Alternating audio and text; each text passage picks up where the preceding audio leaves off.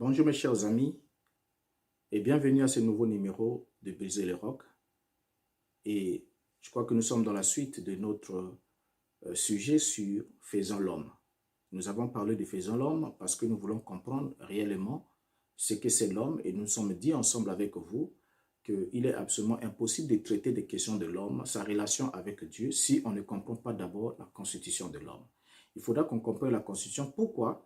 Parce qu'on retrouve dans la confession de certaines personnes des déclarations erronées qui ne cadrent pas avec les saintes écritures, avec ce que dit la Bible là-dessus. Nous avons, dans le numéro juste dernier, nous avons compris ensemble avec vous que selon 1 Thessaloniciens, chapitre 5, le verset 23, l'apôtre Paul décrit la constitution de l'homme. Et il dit que le Dieu de paix vous sanctifie lui-même tout entier et que tout votre être, l'esprit, l'âme et le corps soient conservés irrépréhensibles lors de l'avènement de notre Seigneur Yeshua HaMashiach.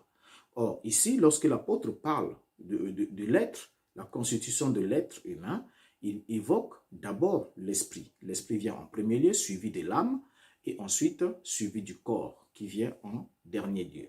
Alors, par là, nous avons compris ensemble avec vous combien l'esprit, dans le numéro précédent, nous avons compris que l'esprit détenait la faculté cognitive de l'homme. Et ensuite, nous avons aussi compris que c'est par notre esprit qui nous permet d'interagir avec Dieu qui est aussi esprit. Parce que Yeshua a dit clairement dans Jean chapitre 4, le verset 24, que Dieu est esprit et il faut que ceux qui l'adorent, l'adorent en esprit et en vérité. Remarquez avec moi qu'en esprit, l'esprit qui est évoqué ici, ce n'est pas l'esprit de Dieu. Parce que Dieu, lui, il est esprit. Mais c'est les adorateurs qui doivent l'adorer en esprit et conformément à la vérité, c'est-à-dire à ce qu'il déclare, à ce qu'il donne comme prescription de sa parole. Parce qu'on ne peut pas adorer Dieu en dehors de notre esprit et en même temps, on ne peut pas l'adorer en dehors de la vérité qui est sa parole. Alors, par là, on a lu aussi l'apôtre Paul qui dit « Le Dieu que je sers en mon esprit dans l'évangile de son Fils ». Donc, Paul servait Dieu en son esprit. Le service divin se fait au niveau de l'esprit de l'homme. Et là, on a eu à comprendre quelque chose sur l'esprit qui est très fondamental, que l'esprit est la partie la plus, je dirais, on ne dirait pas qu'il y a la partie la moindre, mais s'il faut constituer, représenter l'homme comme un tabernacle, puisque certains disent, écoutez, pour être sauvé, il faut être baptisé du Saint-Esprit au niveau de son âme et non au niveau de l'esprit. Parce que si vous êtes baptisé du Saint-Esprit au niveau de l'âme, mais non, au niveau plutôt de l'esprit, vous n'êtes pas encore sauvé. Vous pouvez perdre le salut, vous pouvez ainsi de suite être détruit. Mais il faut que le Saint-Esprit vienne au niveau de l'âme. Et ça, c'est une déclaration erronée parce qu'aucun texte de la Bible ne permet de faire cette affirmation. Parce que déjà, en passant, le Saint-Esprit n'interagit pas avec l'âme de l'homme. Il n'habite pas dans l'âme de l'homme. Et nous allons, dans ce numéro-ci, évoquer la question de l'âme. Mais on comprend d'abord ensemble avec vous que bien que le corps de l'homme soit le temple du Saint-Esprit, la Bible dit que votre corps est le temple du Saint-Esprit, mais comprenez avec moi que le temple était constitué de 3 parvis. Il y avait le parvis extérieur, il y avait le lieu très saint, donc le sanctuaire qui était séparé du lieu très saint et du lieu saint. Or, le lieu très saint, selon ce qu'évoque l'apôtre ici, selon la Bible, le lieu très saint, le lieu qui détient la faculté cognitive, le lieu qui nous permet de connaître qui est Dieu, d'avoir une relation de service envers Dieu, c'est l'esprit de l'homme. Ce n'est pas l'âme. Et la preuve en est, quand l'homme meurt, c'est son esprit qui monte vers Dieu. Yeshua sur la croix a dit, Père, je remets mon esprit entre tes mains. Et Étienne, pendant qu'il était en train d'être lapidé, il dit, Seigneur Yeshua, reçois mon esprit. Donc vous voyez, même Ecclésiaste nous dit qu'avant que l'esprit retourne à Dieu qui l'a donné et le corps à la poussière, vanité de vanité, tout est vanité. Donc on comprend ici que l'esprit est ce qui importe de plus par-dessus tout. Et même l'apôtre Paul le dit dans 1 Corinthiens, le chapitre 5, au sujet de l'homme qui avait pris la femme de son père. Il a dit qu'il soit livré à Satan, pour la destruction de son corps, afin que son esprit soit sauvé au jour du Seigneur. Donc là, il y a une distinction entre l'âme et l'esprit qu'il ne faut pas prêter à confusion. Alors, en regardant maintenant ici, même quand Adonai parle du jugement, il annonce le jugement à venir. Dans Proverbe chapitre 16, le verset 2, il dit « Toutes les voies de l'homme sont pures à ses yeux, mais celui qui pèse les esprits, c'est Yahvé. » Donc Yahvé ne pèse pas les âmes, mais il pèse les esprits. Et c'est en fonction du poids de votre esprit, en fonction de la connaissance, le degré de connaissance et de service que vous avez fait avec lui au niveau de votre esprit, que cela déterminera alors si oui ou non votre âme pourra être sauvée. Parce que l'âme, nous allons d'abord en parler puisqu'il s'agit de l'âme que nous devons aborder, il s'agit de la question de l'âme ce soir. Alors l'âme est par définition le sens de la vie animale. Le sens de la vie animale ou ce qui donne la vie au corps de l'homme. Donc si le corps de l'homme a ce qu'on appelle la vie du corps provient de l'âme de l'homme. La vie du corps provient de l'âme de l'homme. Alors, tout le corps, tout corps vivant, tout organisme vivant, la Bible nous dit que a une âme. Tout organisme vivant a une âme. Donc l'âme est essentiellement le lieu immatériel de la formation de notre, au niveau de l'être humain, c'est le lieu immatériel de la formation de notre ego, c'est-à-dire le siège de notre moi, le cœur de notre entité individuelle ou la personne consciente ou le niveau où nous prenons conscience de notre existence en soi. Donc, à partir de l'âme, l'âme est définie aussi comme étant le principe vital de la chair qui anime, qui lui-même est animé par l'esprit, parce que c'est l'esprit qui anime l'âme. L'esprit anime l'âme et permet à ce que l'âme soit en relation avec le corps. Donc, le cordon, en quelque sorte, qui relie l'âme et le corps pour que le corps, l'âme motive le corps, ainsi de suite, vient d'abord de l'esprit. Et quand l'esprit quitte le corps d'une personne, automatiquement, l'âme aussi se sépare du corps et on dit la personne est morte. Lévitique chapitre 17, le verset 11 va nous donner la définition très importante qu'il faudra souligner, puisque devant là-bas, nous y reviendrons. Lévitique 17, verset 11 nous dit « Car l'âme de la chair est dans le sang. L'âme de la chair est dans le sang.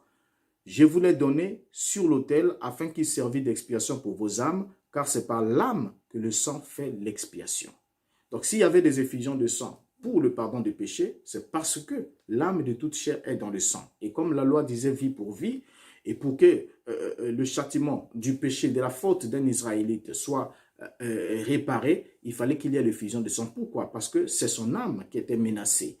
Et il fallait remplacer par une âme innocente. Et d'où il y avait l'effusion de sang. Et Yahvé avait interdit que le sang soit amené sur la table. Le sang était pour l'autel. Uniquement pour l'autel. Et le verset 14 du même chapitre 17 de Lévitique nous dit « Car l'âme de toute chair, c'est son sang. L'âme de toute chair, c'est son sang. Qui est en elle ?» Alors, partons de là, de ce moment, on va comprendre qu'au niveau de l'homme, l'âme désigne aussi, au niveau de l'homme, les sièges des affections, des désirs, des émotions et même de la volonté. Donc, tout ce que vous aimez ou vous n'aimez pas, tout ce que vous voulez faire ou vous ne voulez pas faire réside au niveau de votre âme. Parce que c'est l'âme qui détermine les actions du corps. Puisque la Bible dit, l'homme est tel que sont les pensées de son cœur. Or, le cœur, c'est le siège du sang. C'est là où le sang circule, prend son élan, la pulsation, ainsi de suite.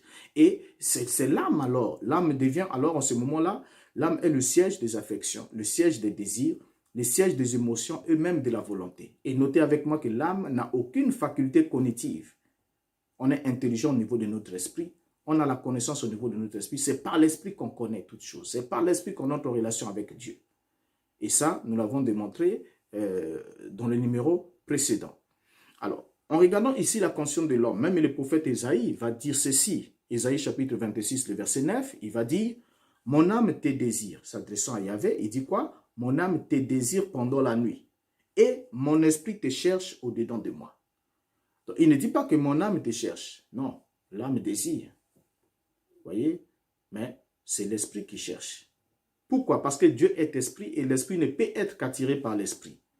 Et c'est l'esprit de l'homme qui cherche Dieu. Et c'est comme ça que lorsque nous lisons au niveau, pour comprendre que l'âme est le centre, le siège des affections, encore des émotions, ainsi de suite, et même de la volonté. Yeshua, priant,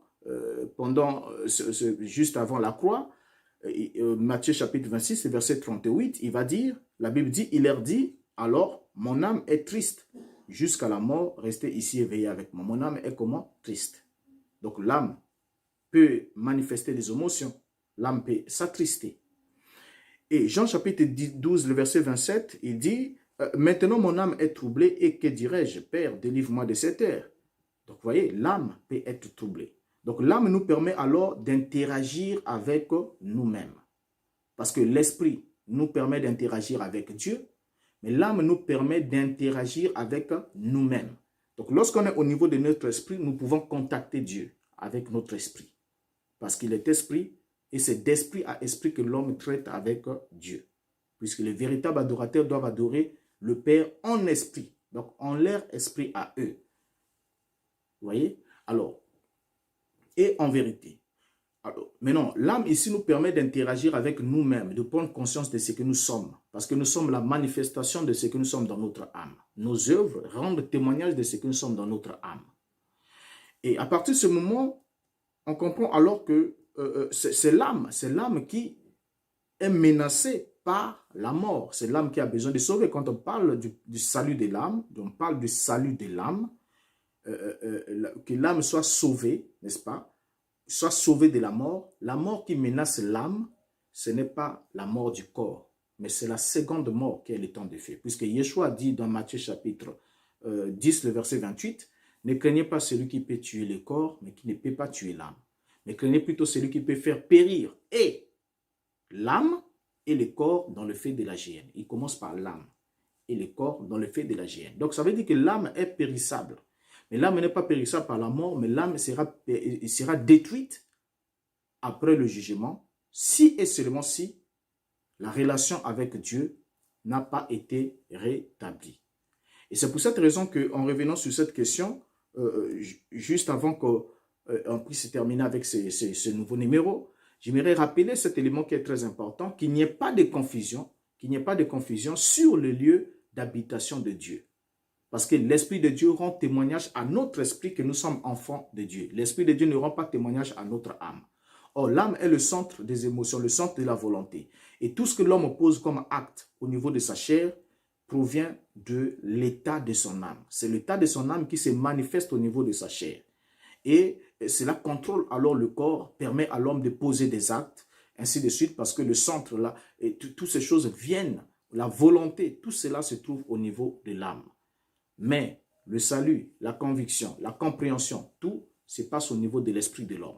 Alors, il ne faudra pas confondre, comme certains disent, écoutez, vous pouvez avoir le baptême du Saint-Esprit, mais si vous ne l'avez pas dans votre âme, vous êtes perdu, mais vous pouvez l'avoir au niveau de votre esprit, et vous faites ceci, cela, des miracles, ainsi de suite. Non, c'est archi faux, c'est archi faux. Le Saint-Esprit, nous en parlerons aussi, on reviendra, mais le Saint-Esprit, on doit le noter, on doit le souligner, que le Saint-Esprit peut venir sur un homme, il peut venir sur un homme, mais sans habiter dans l'homme. Et nous avons vu dans l'Ancien Testament, le Saint-Esprit venait sur les hommes. Le Saint-Esprit vint sur Moïse. Le Saint-Esprit vint sur David. Le Saint-Esprit vint même sur Balaam. Lisez votre Bible. La Bible dit que le Saint-Esprit venait sur lui. L'Esprit descendait sur lui. Et Balaam avait des visions. Balaam prophétisait. Mais les visions et les prophéties de Balaam étaient justes parce qu'il voyait le Tout-Puissant. Mais l'enseignement de Balaam était fausse. Et c'est la même chose qui se passe aujourd'hui au niveau des églises où on trouve des gens qui font des miracles, des guérisons, qui donnent des prophéties, qui manifestent beaucoup de dons. Le Saint-Esprit est sur eux. On ne dit pas qu'il n'est pas. Il est sur eux. Comme il était descendu sur Balaam, il peut descendre sur eux. Il peut leur montrer des visions et tout. Mais seulement, s'ils ne sont pas de la bonne source, ils ne sont pas en relation avec le divin, l'enseignement qu'ils vont donner sera fausse. Et c'est l'enseignement de Balaam qui a égaré Israël. Mais les prophéties de Balaam étaient justes. Vous voyez? Il a prophétisé justement. Mais bon, malheureusement, aujourd'hui, il y en a qui ont même des fausses prophéties et des faux enseignements en même temps. Alors, donc, ce qui a détruit Israël, c'était ça. Alors, avant qu'on revienne sur le corps, nous allons longuement parler du corps lorsque nous allons aborder la question du péché, parce que c'est là que règne le péché, et nous parlerons ainsi aussi du corps.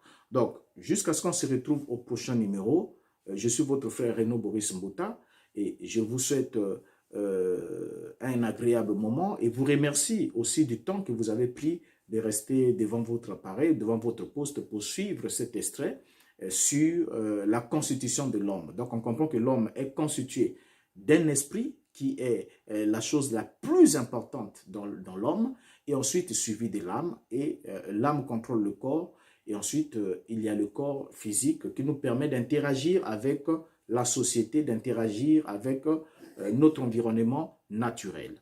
Alors, jusqu'à ce qu'on se retrouve pour le prochain numéro, portez-vous bien et n'hésitez pas de cliquer, de vous abonner si vous ne l'êtes pas encore. Et si vous avez aimé la vidéo, n'hésitez pas aussi de la partager. Et jusqu'à ce qu'on se retrouve, en tout cas, que Dieu vous garde. À la prochaine. Au revoir.